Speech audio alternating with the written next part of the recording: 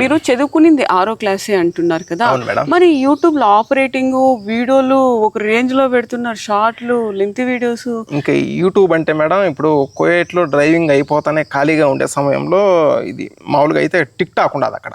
Tick talk ఉండదు, ఇప్పుడు ఇండియాలో బ్యాన్ చేసినారు. టిక్ టాక్ అయితే ఉండదు కువైట్ లో. ఆ టిక్ టాక్ అయితే చూసుకుంటా ఉన్నా, అట్లా టైం పాస్ చేసుకుంటా ఉన్నా. ఇంకా యూట్యూబ్ లో వచ్చిందనమాట, యూట్యూబ్ ద్వారా డబ్బులు అయితే సంపాదించుకోవచ్చు అని. దాని గురించి అయితే చూసినా అనమాట యూట్యూబ్ లో. ఇంకా నాకు కూడా మా భార్య కూడా నువ్వు యూట్యూబ్ స్టార్ట్ చేయొచ్చు కదా, టిక్ టాక్ చూడడం వల్ల ఏమొస్తుంది, నువ్వు డ్రైవింగ్ అయిపోతానే ఖాళీగా ఉండే టైంలో యూట్యూబ్ చేసుకోవచ్చు కదా అని నాకైతే ఐడియా ఇచ్చింది, యూట్యూబ్ చేసే ఐడియా.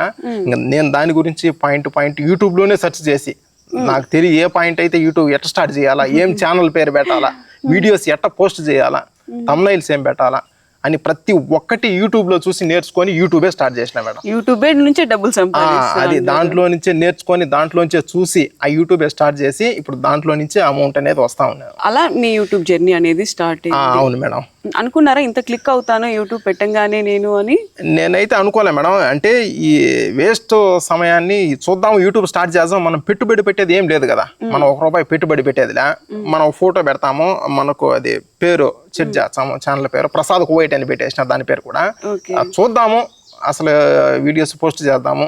తిరిగితే ఒకవేళ మనం నష్టపోయేది ఏమి లేదు కదా, అంటే మనం పెట్టుబడి వస్తే లాభము, ఒకవేళ పోతే నష్టపోయేది ఏం లే అని అనుకొని స్టార్ట్ చేసిన. అదేమో బ్రహ్మాండంగా వీడియోస్ వైరల్ అయినాయి, సబ్స్క్రైబర్స్ వచ్చినారు. 3 నెలల్లో కల్లా మోనిటైజేషన్ అయిపోయింది, సబ్స్క్రైబర్స్ పెరిగిపోయినారు.